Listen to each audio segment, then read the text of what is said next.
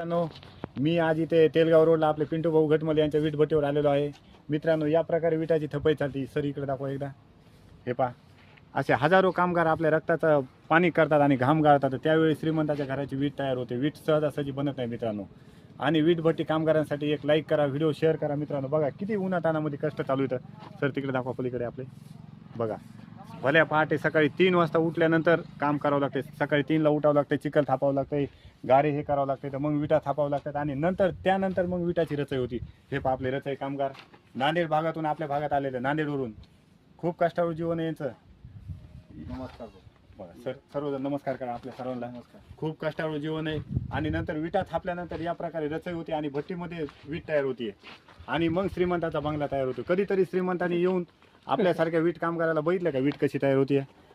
आणि माझी सरकारला एक विनंती आहे, वीट कामगारांसाठी काहीतरी अशी आर्थिक मदत करायला पाहिजे, काहीतरी योजना करायला पाहिजे. जसं ऊसतोड कामगारांना कशी मदत करतात, काही जर अपघात झाला, आता बघा भट्टी पेटलेली गरम आहे, वरून एखादं माणूस ढासळलं, अपंग झालं, पाय झालं, तर काय करणार. उचल तुटपुंजी घेतलेली असते, 1-1.5 लाख रुपये उचल घेतलेली असते, इतक्या लांबून यावं लागतंय. यांच्या जीवाला काही झालं तर एकच विनंती की सरकारने वीट कामगारासाठी काहीतरी योजना आणावी आणि त्यांना संरक्षण द्यावं. जसं की आपल्याला विमा कसा असतं त्या पद्धतीनं.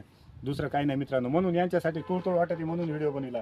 बघा किती थपई वरी बघा, 10-12 याच्यावर जर माणूस पडलं, डोक्याला मार लागला, काही झालं तर आहे का यांना? नाही, हेल्मेट नाही, काही नाही, संरक्षण नाही. आणि उचल घेतलेली असते, त्याच्यामध्ये काहीतरी आर्थिक कामासाठी घरादारासाठी कशाला घेतलेली असते. उचल कटती हप्त्याला 1000-500 रुपये येते, तर त्याच्यातच बाजार करायचा. आणि मध्ये जर काही दुखणं भाणं लागलं तर काय करायचं. तर अशा आमच्या शिरसाळा भागामध्ये जवळपास 1000 वीटभट्ट्या आहेत. जिथं जिथं वीटभट्टी असेल तिथं त्या प्रत्येक कामगाराला सरकारने काहीतरी सोयीसुविधा द्यायला पाहिजे.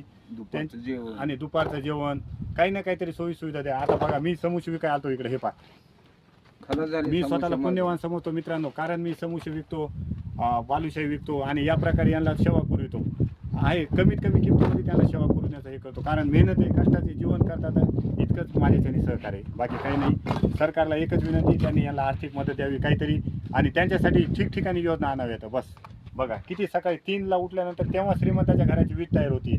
सहजासहजी वीट बनत नाही. बघा दाखवा तिकडे त्या ताई इथं ते. हे पहा बघा सर, झूम करून दाखवा एकदा. दगडी कोळसा वीट भट्टीसाठी लागतो, ते दगडी कोळसा तयार करावा लागतो, फोडावं लागतं, मग वीट तयार होती. बघा अशा खूप वीट आहेत. धन्यवाद मित्रांनो. आणि व्हिडिओला शेअर करा, लाईक करा, कमेंट करा.